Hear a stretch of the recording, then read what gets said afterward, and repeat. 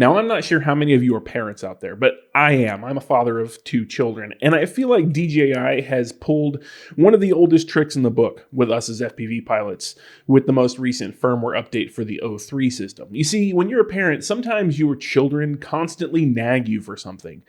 They say it'll be the best thing ever. It's everything they ever wanted. But you know better. You know it's not going to be what they want. You know it will not satisfy them. You know it will not work the way they think it will. So you tell them no. But they keep begging anyway. And you keep telling them no. And eventually you reach this point of no return frustration where you just give it to them. You just let them have it. And you let them learn their lesson as to why they didn't really want it in the first place. Well, DJI just did that with the O3 system. Hey everybody, I'm Bacon Ninja, and today we are going to talk about a recent DJI firmware update for the O3 Air Unit.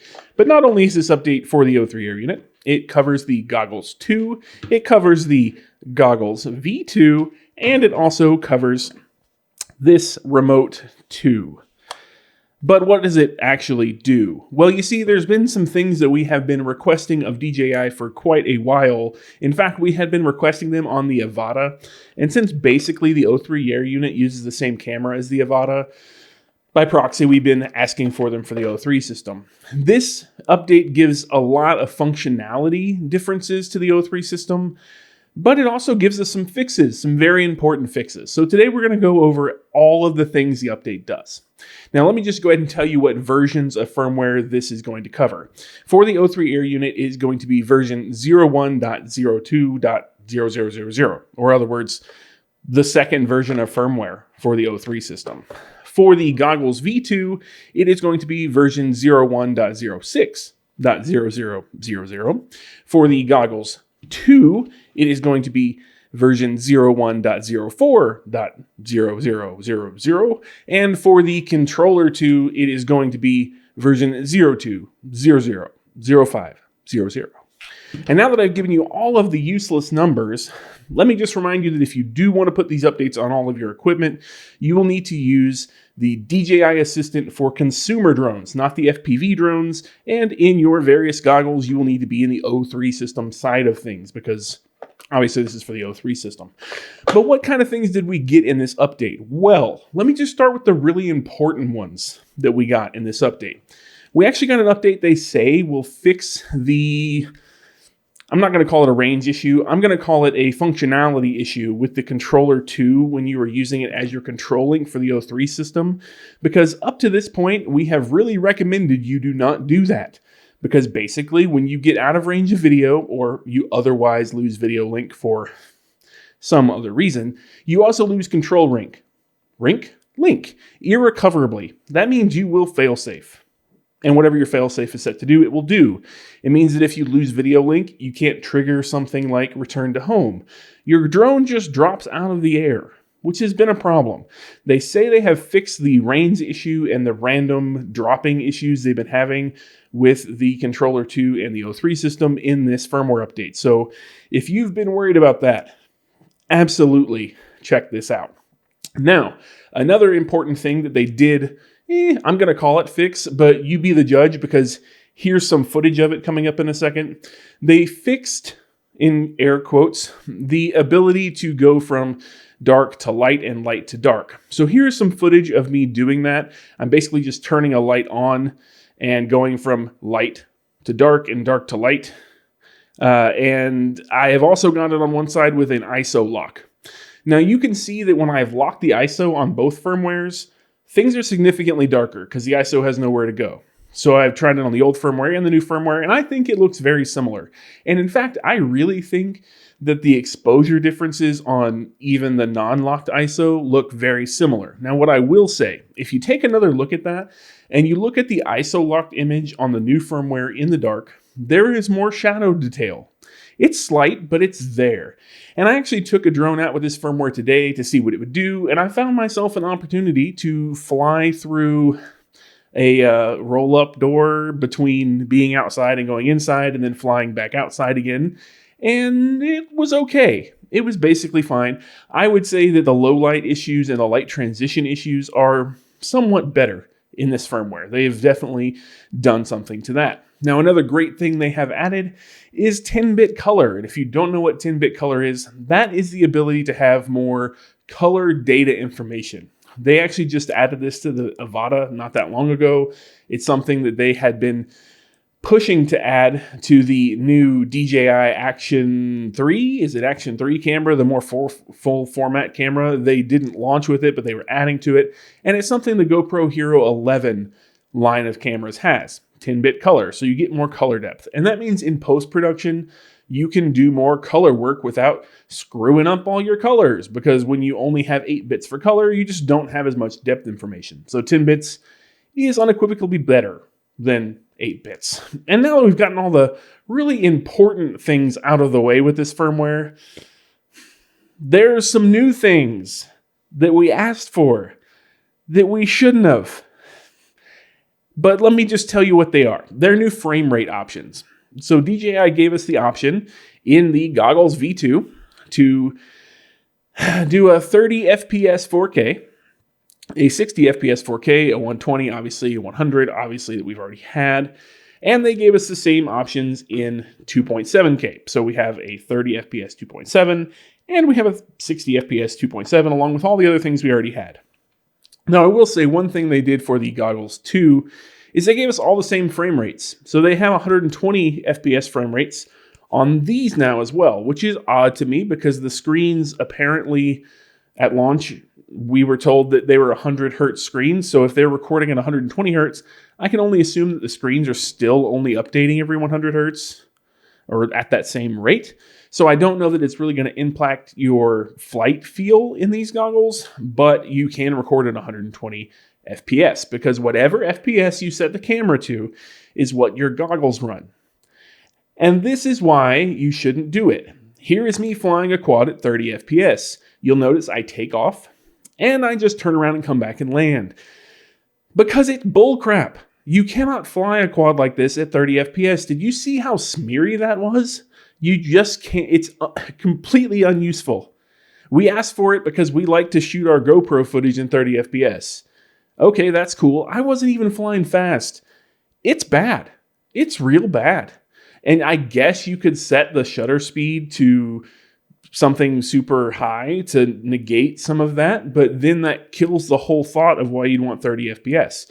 It's far better to move up to something like 60 FPS, which is what I shot this footage at. This footage looks halfway normal. It looks okay. This is about the lowest FPS you'd want to go and fly with it. Now, I normally fly with 120 FPS, and the reason for that is because all of these different modes affect your latency.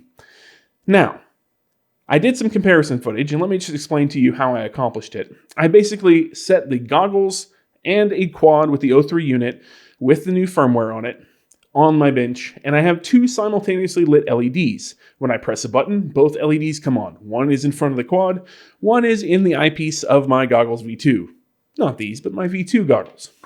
And what I did was I took a GoPro at 240 FPS, and I recorded that eyepiece so that you could see how fast the light came on in the eyepiece at 240 frames per second. So you will see a light come on above the eyepiece, and then we're going to be looking for the same light to come on in the eyepiece itself at 240 frames per second.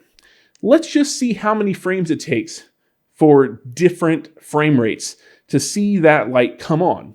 And you'll start to understand why we really don't have any business using these low frame rates for flying. So you'll see here none of the lights are on, and I'm going to forward one frame. So all of the lights come on. You'll see that I have all of the different frame rates laid out. I have 4K 120, 4K 100, 4K 60, and 4K 30. You notice I just totally skipped 4K 50 because why use 4K 50 at the moment? I'm not going to use 4K 50. We have all these other frame rates, so I picked the top four that most people are going to be interested in, and that's them. So now the light's on. Let's step forward a certain amount of frames and see when the light comes on. So as we continue to step forward just a little bit, as we get to frame 5, you'll see the 4K 120 light comes on. We see that come on. If we step forward 2 more frames, we see the 4K 100 FPS light come on, 7 frames in. If we continue to step 1 more frame, you'll see that the 60 FPS light comes on at 8 frames. Now, if we just keep moving along here, and keep moving along here and keep moving along here, we will get to frame 16, where finally the 30 FPS light comes on. That means that it took 3 times longer to see that light in our goggles when we're running at 30 FPS as it does at 120, which is just not an acceptable way to fly a quad. If you remember that footage I showed you where it looks like total smeary garbage, that's because everything's so delayed and it's just terrible at 30 FPS. Everything is open too long. The frame rate is too low to be flying at 30 FPS. If you take a look at that in what it is in milliseconds, and I'll remind you how accurate this is first before you put me on a pyre and light it on fire. That rhymes. Don't light me on fire on a pyre, bro. But I am only shooting this at 240 FPS. So it is not the most accurate reading in the world. This is really just for gathering a general sense of what the latency looks like on these things. But if I take the numbers I have, and the ones I just showed you are the fastest ones out of 5 that I tried in each frame rate, that would be the 120 FPS at 20 milliseconds, the 100 FPS at 28 milliseconds, the 60 FPS at 32 milliseconds, and the 30 FPS at 64 milliseconds of latency. 64 milliseconds. And that's give or take about 8 milliseconds. But even that, so take 8 milliseconds off of 64, that's 56 milliseconds at the lowest. And it could be 8 more than 64. It just depends on how the frames lined up. It could be really, really bad. Your internet connection at home has better latency than that video link. Better latency than that video link. If you can't game Call of Duty on 70 milliseconds of latency, you probably don't want to be flying on it, man. It's just not a mode we need to be using. But just to push through, I did the same test on 2.7K. And again, we start with no lights on, but if we move one frame forward, we'll see all the lights turn on. And as we forward through the frames, we get to frame 5. And in frame 5 on this one, you see that 120 FPS comes on as well as 100 FPS. That's just a coincidence with the frame rate. They were within a couple of frames of each other on the 4K, but basically the same as what we're getting in the 4K here.